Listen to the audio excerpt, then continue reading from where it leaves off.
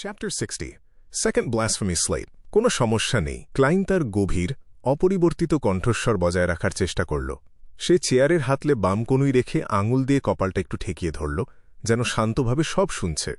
আলজার একটু ভেবেচিন্তে বলল, অ্যান্টিগোনাস একটি প্রাচীন পরিবার। তাদের ইতিহাস চতুর্থ এপকের আগের ক্যাটাক্লিজম এপক পর্যন্ত প্রসারিত এবং এটি দ্বিতীয় ব্লাসফেমি স্লেট এর সাথে সম্পর্কিত। দ্বিতীয় ব্লাসফেমি স্লেট? আরেকটা ব্লাসফেমি স্লেট আছে?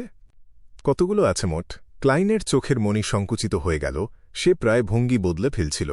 দ্য হ্যাংড ম্যান আর জাস্টিস আগে যা বলেছিল তা অনুযায়ী ব্লাসফেমি স্লেটে ২২টি দৈবপথের গভীর রহস্য লেখা আছে। এত গুরুত্বপূর্ণ জিনিস দুটো আছে, বা আরও বেশি। ২২টি দৈবপথ, সিকোয়েন্স আর পাথওয়ে। এই দুটো শব্দ কি একই জিনিস বোঝায়? প্রতিটি পূর্ণ সিকোয়েন্স পাথওয়ে কি সরাসরি দেবতার সিংহাসনে নিয়ে যায়?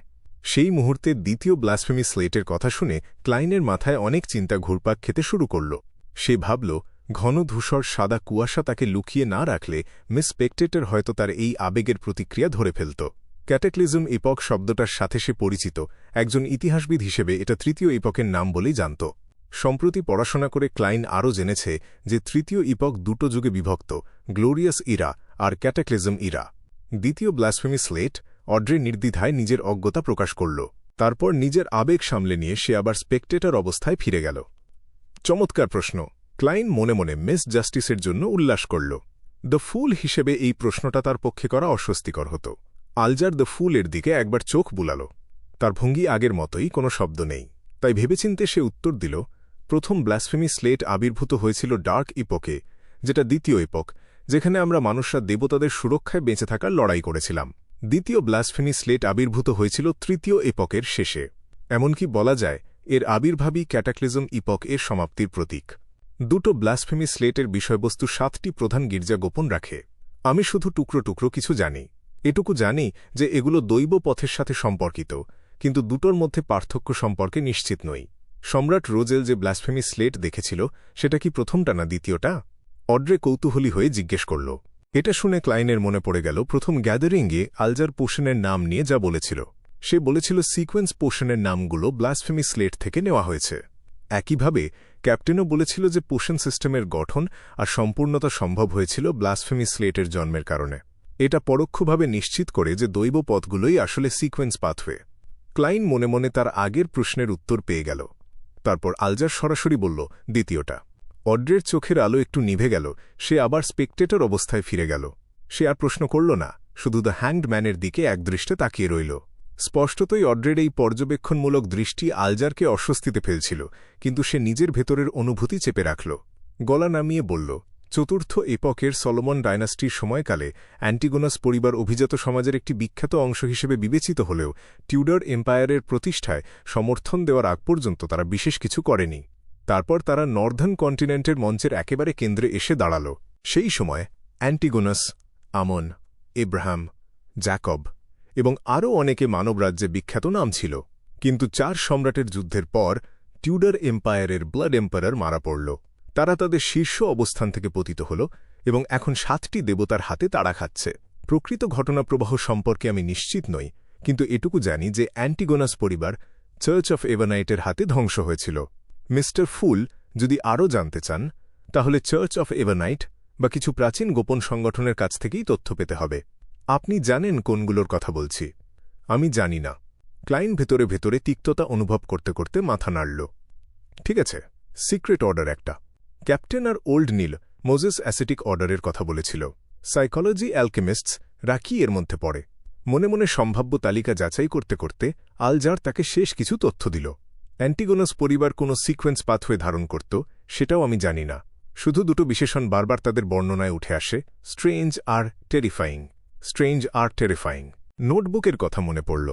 আসল ক্লাইন আর তার সহপাঠীদের কথা। আররে বিবারের মায়ের সাথে যা হয়েছিল সত্যিই যথার্থ বর্ণনা। ক্লাইন আঙুলের ডগা দিয়ে দীর্ঘ টেবিলের কিনারায় কয়েকবার টোকা দিল। তারপর ধীরে ধীরে বলতে শুরু করল, বেশ, পেমেন্টে আমি সন্তুষ্ট। সে যে কারণে বারবার আঙুল দিয়ে টেবিলে আলতো টোকা দিচ্ছিল তা হল এই কাজটাকে জোর দিয়ে দেখানো, জাস্টিস আর দ্য হ্যাংড ম্যানকে বোঝানো যে এটা তার স্বাভাবিক অভ্যাস, যাতে স্পিরিট ভিশন চালু ও বন্ধ করার একই নড়াচড়া কেউ ধরতে না পারে। It's my pleasure. আলজার আর কিছু বলল না। অড্রে দ্য হ্যাংড ম্যানের দিকে, তারপর দ্য ফুলের দিকে তাকাল। হালকা হেসে বলল, তাহলে আমি দ্বিতীয় প্রশ্ন করছি, স্পেকটেটরের পরবর্তী পোর্শনের নাম কি? এর সূত্র কোথায় পাওয়া যাবে? আমিও এত সরাসরি জিজ্ঞেস করতে পারতাম, কিন্তু ভিন্ন পছন্দে ভিন্ন কষ্ট। ক্লাইন কথা না বলে দ্য হ্যাংড ম্যানের দিকে দৃষ্টি দিল। আলজার কয়েক সেকেন্ড চুপ থেকে বলল, এই প্রশ্নের উত্তর বিনামূল্যে দেব, কারণ আমি তোমাকে এই পাথওয়েতে এনেছি। স্পেকটেটরের পরবর্তী সিকোয়েন্স হল সিকোয়েন্স 7, টেলিপ্যাথিস্ট। সিকোয়েন্স 7-এর প্রাচীন নাম সাইক অ্যানালিস্ট, তবে এখন সাইকায়াট্রিস্ট বলা হয়। এটা আমি সাইকোলজি অ্যালকেমিস্টসের একজন সদস্যের কাছ থেকে জেনেছি। আমার মনে হয় এই পাথওয়ের অনেক পোষণ ফর্মুলা তাদের কাছে আছে। সাইকোলজি অ্যালকেমিস্টস। স্পিরিট মিডিয়াম ডালি তাদের তত্ত্বের বেশ প্রশংসা করত, কিন্তু ক্যাপ্টেন তাদের মন্দ আর পাগল বলে মনে করত। ক্লাইন গভীর চিন্তায় ডুবে শুনল, সেই সাইকোলজি অ্যালকেমিস্টস সদস্যের খোঁজ জানো? অড্রে আনন্দে চোখ জলজল করতে করতে জিজ্ঞেস করল। টেলিপ্যাথিস্ট হোক বা সাইকায়াট্রিস্ট, দুটো নামই তার কাছে সুন্দর লাগছিল। আলজার বিরলভাবে একটু হাসল। জানি, সে সোনিয়া আইল্যান্ডের আশেপাশের সমুদ্রে ডুবে আছে। আমার নিজের হাতেই ডুবিয়েছি তাকে। সাইকোলজি অ্যালকেমিস্টসদের খুঁজতে চাইলে দুঃখিত, সেই সূত্র আমি নিজেই ছিঁড়ে ফেলেছি। নিজের পরিচয় যে এই বর্ণনা থেকে জাস্টিস ধরতে পারবে না, সেটা নিয়ে সে চিন্তিত ছিল না, কারণ কাজটা সে লোকচক্ষুর আড়ালে একাই করেছিল। ডুবিয়েছে। অড্রে কি বলবে বা কি মুখভঙ্গি করবে বুঝতে পারল না। সে একটা লম্বা শ্বাস নিল, আর হঠাৎ স্পেকটেটর অবস্থা ধরে রাখতে পারল না। লজ্জিত হয়ে জিজ্ঞেস করল, তৃতীয় প্রশ্ন, যদি কোনো সাধারণ প্রাণী সিকোয়েন্স নয় এর পোষণ খেয়ে নেয়, তাহলে কি হবে? এটা কেমন প্রশ্ন? ক্লাইন কপালে ঠেকানো আঙুল দিয়ে অলক্ষ্যে কপালের মাঝখানটায় একটু টোকা দিল।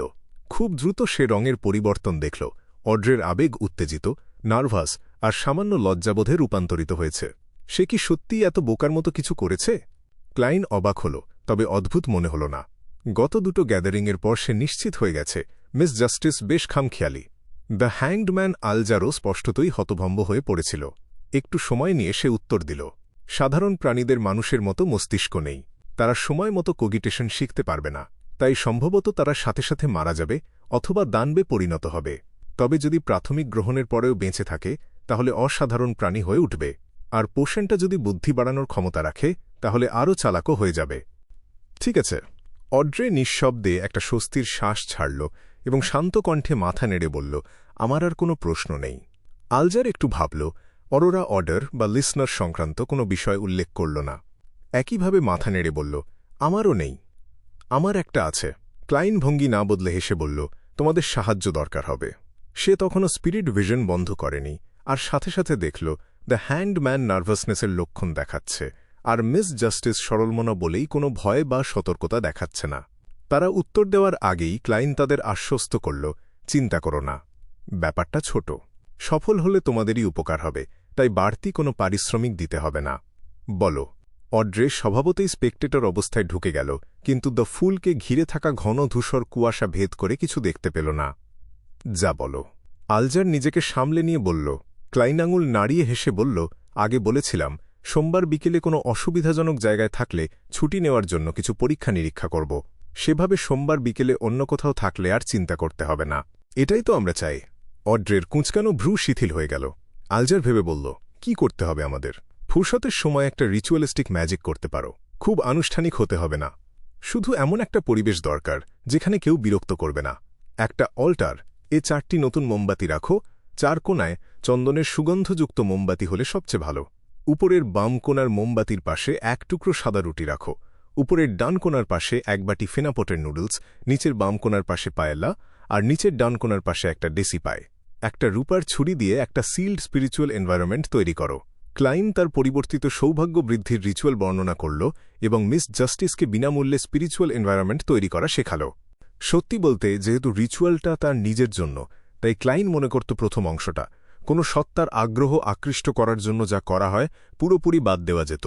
তবুও সে পুরো প্রক্রিয়াটাকে গুরুত্বপূর্ণ দেখানোর চেষ্টা করল।